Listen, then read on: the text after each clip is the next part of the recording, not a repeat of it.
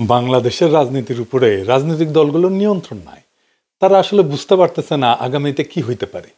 সেই কারণেই হাজারো সমস্যা তৈরি হইতেছে। জনগণও বুঝতে পারতেছে না কি হইতে যাইতেছে। ফ্যাসিবাদ বিরোধী রাজনৈতিক দলগুলোর বিরোধ চরমে পৌঁছাইছে। রাষ্ট্রের পাওয়ারের যে স্টেকগুলো একে অন্যরে বিশ্বাস করতে পারতেছে না। বাংলাদেশ রাষ্ট্র যেন সুস্থির হয় সেজন্য আমাদের কয়েকটা জায়গায় পলিটিক্যাল কনসেনসাস লাগবে, মানে রাজনৈতিক ঐক্যমত লাগবে। প্রফেসর ইউনূস একটা জাতীয় ঐক্যমত কমিশন বানাইছেন, যদিও বুঝতে পারতেছেন না এই কমিশন কিছু করতে পারবে না, কারণ এই কমিশনের জানাই নাই রাজনীতির সংকটগুলো কেন হইতেছে। এই সংকটগুলো খুব সহজে অল্প সময় কাটে যেতে পারে রাইট স্ট্র্যাটেজি নিলে। আমি এর আগে অনেকগুলো স্ট্র্যাটেজি দিছি। ধরেন আমি বলছিলাম তারেক রহমানকে উপপ্রধান উপদেষ্টা হওয়ার প্রস্তাব, এরপরে দিছিলাম খালেদা জিয়াকে রাষ্ট্রপতি করার প্রস্তাব, কেউ পাত্তা দেয় নাই। যাই হোক, আজকেও আমি কয়েকটা প্রস্তাব আর রাজনৈতিক কৌশলের কথা আলাপ করব। প্রত্যেকটা রাজনৈতিক দল আর প্রফেসর ইউনূস আপনারা ভাইবা দেখবেন আমার প্রস্তাবগুলা সংকট কাটানোর রাস্তা সম্ভবত পাইবেন। আসেন আল্লাহর নামে শুরু করা যাক।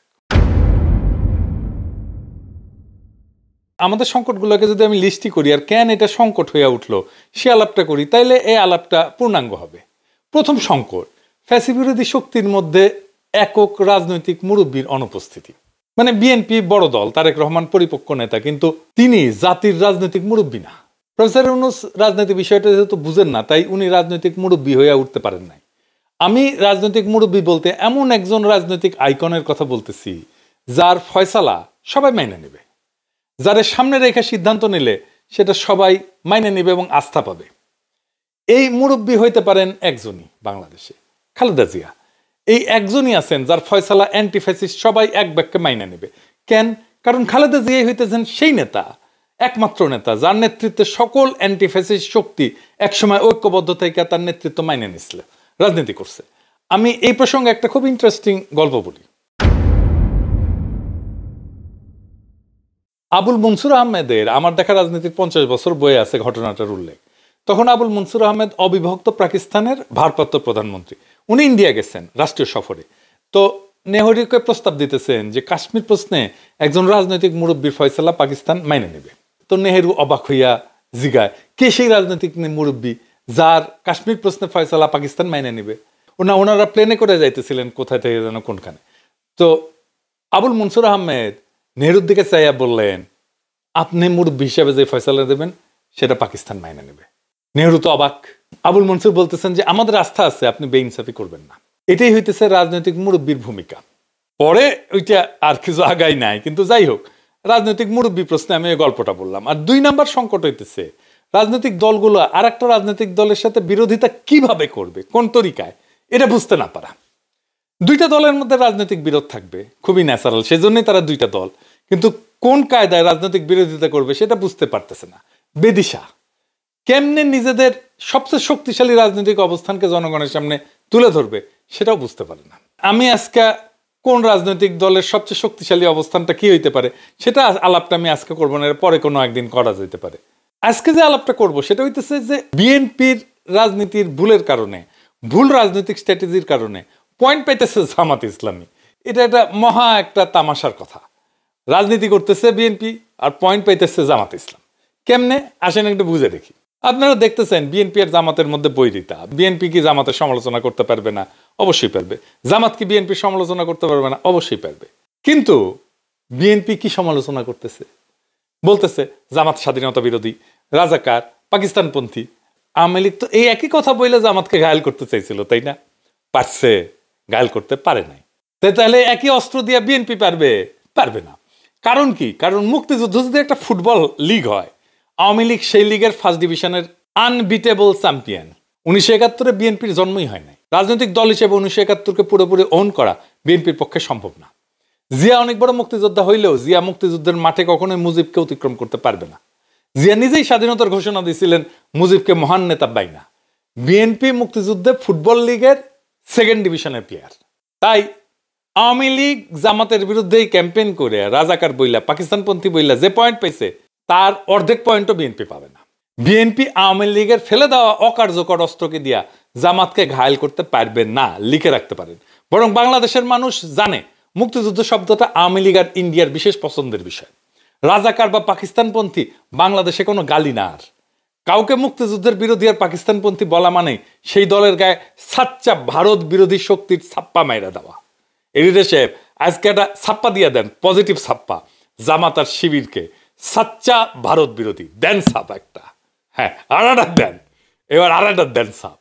বিএনপি যতবার বলবে রাজাকার মুক্তিযুদ্ধের বিরোধী, ততবার জামাত আর শিবিরের বাক্সে পয়েন্ট জমা হবে। এডিটর সাহেব দেন ছাপ্পা মাইরা, পয়েন্ট জমা হইতেছে। রাজনীতি করে বিএনপি আর পয়েন্ট পায় জামাত, আবার ছাপ্পা মেরে দেন। বিএনপির যারা অ্যান্টি ইন্ডিয়ান ভোটার তারা বিএনপি থেকে মুখ ঘুরাই নিতেছে। এখন এমন অবস্থা হয়েছে জামাত যদি ইন্ডিয়ার সাথে হাত মিলায়ও তাও পাবলিকে ধরে নেবে জামাত অ্যান্টি ইন্ডিয়ান। মাথায় মাল থাকলে জামাতকে তার রাজনীতি নিয়ে এমনভাবে ঘাপানো যায় যে জামাত একটা কথা বলতে পারবে না, আওয়াও করো খালি। আমার জামাতের খুব স্পষ্ট ক্রিটিক আছে, সেটা ৭১ প্রশ্নও আছে, আপনারা শুনছেন। ওই আমার এক ভিডিও আছে ২০১৩ সালে, সেটা মাঝে মাঝে আপ করে। যাই হোক, ওইটাতে আমি যাব না। মুক্তিযুদ্ধ প্রশ্নকে টাচ না কইরাই আমি জামাতের খুব শক্ত ক্রিটিক করতে পারবো। আসেন সেটা শুনে দেখি। তবে এখন অনেকে কইতে পারেন আপনি তো শিখে দিতেছেন, শিখুক, কেমনে পলিটিক্স করতে হয়, কেমনে আর্গুমেন্ট তৈরি করতে হয়, ন্যারেটিভ তৈরি করতে হয়, শিখুক না, অসুবিধে কি, ভালো তো। আসেন আমরা দেখি। প্রথম ক্রিটিক, জামাত তো ১৯৭১ মনে করেছিল যে পাকিস্তান রাষ্ট্রকে টিকায় রাখতে হবে, তাই না? খুব ভালো কথা, কোনো অসুবিধা নাই। কেন টিকায় রাখতে হবে? আর্গুমেন্ট কি?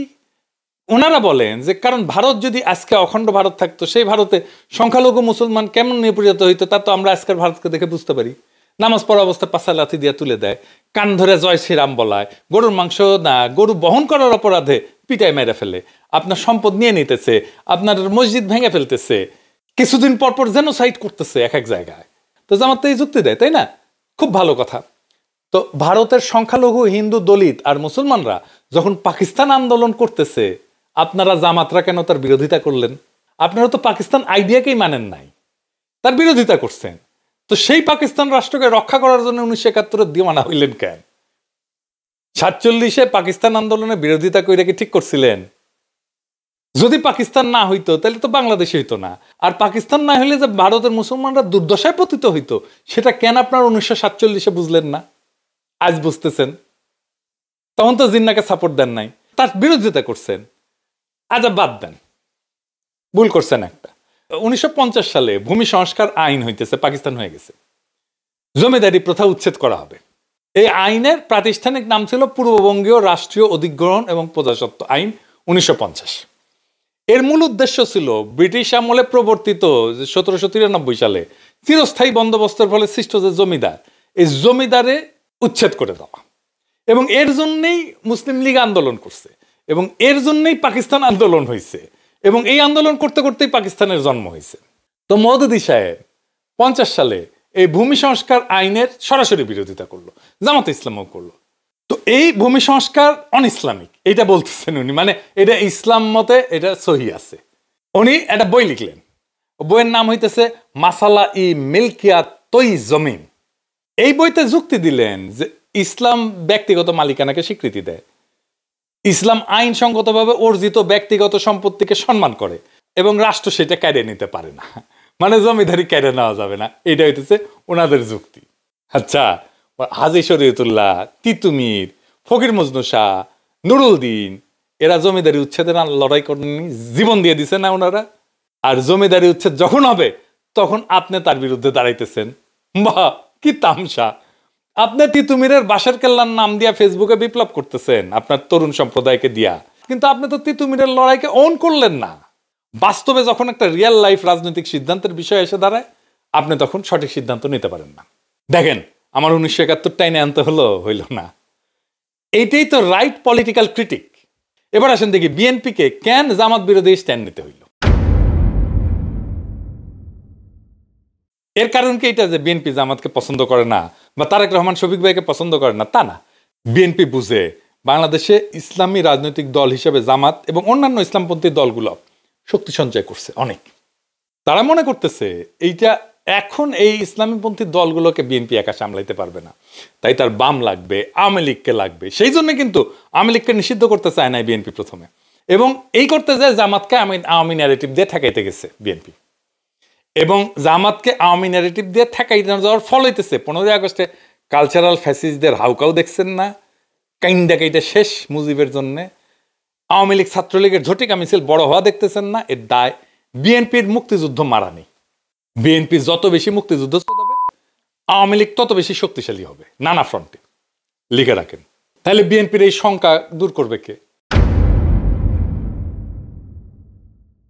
এই জন্যই তো বিএনপি গণপরিষদে ভোট করতে চায় না, কারণ মনে করে গণপরিষদে ভোট কইরা যদি আমরা সংখ্যাগরিষ্ঠতা না পাই, সংবিধান যদি ইসলামপন্থীরা বানায় ফেলে তাইলে কি হবে। সেই জন্য ৭২-এর সংবিধান বাতিল চায় না। ওর সমস্যাটা তো ওইখানে। আবার ভাবে ইসলামপন্থীরা ক্ষমতা এসে যদি ইসলামী রাষ্ট্র বানায় ফেলে তাহলে কি হবে, সরকার ব্যবস্থা কি হবে। এটা নিয়ে সবাই ঐক্যমত হয়েছে যে সংসদীয় পদ্ধতি চলবে। আমি বলি আপনারা লিখে রাখতে পারেন, এই সংসদীয় পদ্ধতি ফেল করবে। ৫০ বছর পরেও যদি আমার ভিডিওটা দেখেন কেউ, তাহলে এই কথা সত্য হবে, তখন বুঝবেন আমি ৫০ বছর আগে এই কথা কয়ে গেছিলাম যে এটা ফেল করবে। এইটা আবার ফেল করবে। সারা দুনিয়ায় সংসদীয় পদ্ধতি যে সমস্ত দেশে কাজ করে, ফাংশন করে, সেই সমস্ত দেশে রাজা আছে অথবা কিং আছে।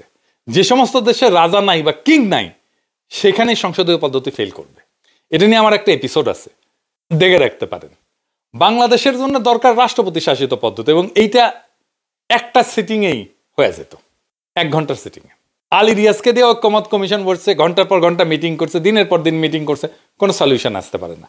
খালেদা জিয়ার প্রফেসর ইউনূস, এই দুইজন মিলে বসে এটা সলভ করতে পারে ১ ঘন্টার মধ্যে। আর্গুমেন্ট কি হবে? আর্গুমেন্ট হচ্ছে প্রফেসর ইউনূস বলবে যে ম্যাডাম আপনি বলেন যে বাংলাদেশের ইতিহাসে সবচেয়ে ভালো সময় কোনটা ছিল, কোন সরকারের সময় ছিল, যেই সরকারের উপরে জনগণের বিপুল সমর্থন ছিল, দেশের সমৃদ্ধি হয়েছে, মানুষ শান্তিতে ছিল। কোন সময়টা? একটা অল্প সময়, সেটা হইতেছে জিয়াউর রহমানের শাসনামল। তাহলে জিয়াউর রহমান কেন এত ভালো করছে? অনেক ওনার ক্যাপাসিটি আছে, কিন্তু তারপরে ওনার ম্যান্ডেটটা ছিল কি? ম্যান্ডেট ছিল সংবিধান। তাহলে জিয়াউর রহমান যেই সংবিধানের ম্যান্ডেট নিয়ে ওই সময় একটা স্বর্ণযুগ আমাদেরকে উপহার দিছে, ওই সংবিধানটাকে চালু করি, তাহলে তো রাষ্ট্রপতি শাসিত পদ্ধতি চলে আসে। আর জামাতের প্রশ্ন, জামাত কি করে ফেলবে, ইসলামপন্থীরা কি করে ফেলবে? বিএনপিকে এটা বুঝতে হবে, জামাতে ইসলামী মতো ইসলামিক দল বাংলাদেশের জন্য শুধু না, সারা পৃথিবীর জন্য একটা উল্লেখযোগ্য ইসলামী রাজনীতি করতেছে। কি সেটা? তারা মডার্ন রিপাবলিকের ফ্রেমওয়ার্কের মধ্যেই, পলিটিক্যাল ফ্রেমওয়ার্কের মধ্যেই রাজনীতি করতেছে। এইটা পৃথিবীতে খুব অল্প সংখ্যক, সামান্য সংখ্যক ইসলামী রাজনৈতিক দল করে। পৃথিবীতে খুব বিরল এরকম রাজনৈতিক দল। এই জামাতে ইসলামের ভয় পেয়ে লাভ আছে? সে তো ধরেই নিছে যে সে এই মডার্ন রিপাবলিকের ফ্রেমওয়ার্কের মধ্যে রাজনীতি করবে। তো এর মধ্যে রাজনীতি করলে তার ঠেকানোর কি আছে? এবার আসেন ওয়াকারের প্রশ্ন। ওয়াকার প্রশ্নে একটা অস্বস্তি আছে সারা দেশে। এই প্রশ্নটা কিন্তু খুব জটিল, খুবই কমপ্লেক্স একটা বিষয়। মানে যদি ধরেন বাংলাদেশে সবচেয়ে বেশি খারাপ অবস্থায় কে আছে, একজন মানুষ, এটা হইতেছে ওয়াকার। কারণ ওয়াকারের উপরে সবাই বিলা, আমরাও বিলা, হাসিনাও বিলা। হাসিনারে পলায় যেতে দিলেও, আওয়ামী দুর্বৃত্তদের পালায় যেতে দিলেও হাসিনা বিলা তার উপরে, কারণ হাসিনা মনে করে ওয়াকার চাইলে তারে রক্ষা করতে পারতো, কিন্তু করে নাই। এই সমস্যাটার সমাধান করা যেতে পারে একভাবে। সব রাজনৈতিক দল খালেদা জিয়ার উপরে আস্থা ন্যস্ত করে বলবে যে আপনি ম্যাডাম আমাদের পক্ষ হইয়া তারে গ্যারান্টি দেন, মানে ওয়াকারকে গ্যারান্টি দেন যে ওয়াকারের ভবিষ্যৎ নিরাপত্তা আমরা দেখব, তার যেন কোনো সমস্যা না হয় এটা আমরা দেখব। ওয়াকার নিজে গেছে খালেদা জিয়ার সাথে দেখা করতে। হ্যাঁ, খালেদা জিয়া হয়তো বলছেন কি বলে নাই আমি জানি না, কিন্তু খালেদা জিয়া যদি সমস্ত রাজনৈতিক দলের ম্যান্ডেট নিয়ে নিজে গ্যারান্টার হয়ে ওয়াকার সাহেবকে বলে, তাহলে ওয়াকার সাহেব ঘুটু করার কথা চিন্তা করা বাদ দিয়ে দেবে। বাংলাদেশের আগামী সময়গুলো কিরকম ভাবে যাবে সেটা নিয়ে নানা অনিশ্চয়তা শুধু রাজনৈতিক দলকে না, জনগণকে চিন্তিত করছে, বিচলিত করতেছে, বিপর্যস্ত করে রাখছে। বাংলাদেশকে সুস্থির করা দরকার, অহেতুক সংঘাত বন্ধ করা দরকার, এর জন্যে সচেতন প্রচেষ্টা নেওয়া দরকার, এবং এই কাজে খালেদা জিয়াকে যুক্ত করা দরকার। দেশের মানুষকে চিন্তামুক্ত করার জন্য প্রফেসর ইউনূসকে দায়িত্ব নিয়ে এই কাজগুলো করতে হবে। বাংলাদেশের সামনে আজকে যে অচল অবস্থা, যে অনিশ্চয়তা, সেটা কোনো অমোঘ নিয়তি না, এটা মূলত ভুল কৌশল, অনাস্থা আর নেতৃত্ব শূন্যতার ফল। এই সংকটের সহজ এবং দ্রুত সমাধান আছে যদি রাজনৈতিক দলগুলো নিজেদের গোড়ামি আর ভয়কে অতিক্রম করে জাতীয় স্বার্থে ঐক্যবদ্ধ হইতে পারে। ফ্যাসিবাদ বিরোধী শক্তিগুলোকে এমন একজন মুরব্বীর পেছনে দাঁড়াইতে হবে যার সিদ্ধান্তকে সবাই নির্দ্বিধায় মেনে নেবে এবং যার গ্যারান্টিতে সবাই আস্থা রাখবে। আজ আমাদের সামনে দুইটা পথ খোলা, একদিকে বিভক্তি, ভয় আর ক্ষমতার দ্বন্দ্বে ডুবে গিয়ে দেশকে আরো অনিশ্চয়তার দিকে ঠেলে দেওয়া, আর একদিকে পারস্পরিক আস্থার ভিত্তিতে নতুন এক গণতান্ত্রিক চুক্তি তৈরি করা বাংলাদেশকে স্থিতিশীল, শক্তিশালী এবং মর্যাদাশীল রাষ্ট্রে রূপান্তর করা। আসেন আমরা দ্বিতীয় পথটা বেছে নিই। সংকট না, সমাধানের দায়িত্ব নিই, বিভাজন না, ঐক্যের পতাকা তুলি। ইতিহাসের এই সন্ধিক্ষণে আমাদের প্রত্যেকটা সাহসী পদক্ষেপ ভবিষ্যৎ প্রজন্মের জন্য আশার আলো হয়ে উঠতে পারে। বাংলাদেশকে স্থিতিশীল করার এই মহান কাজটা আর কালক্ষেপণ না, আজই শুরু করা দরকার। আল্লাহর নামে, মানুষের নামে, রাষ্ট্রের ভবিষ্যতের নামে। ইনকিলাব জিন্দাবাদ।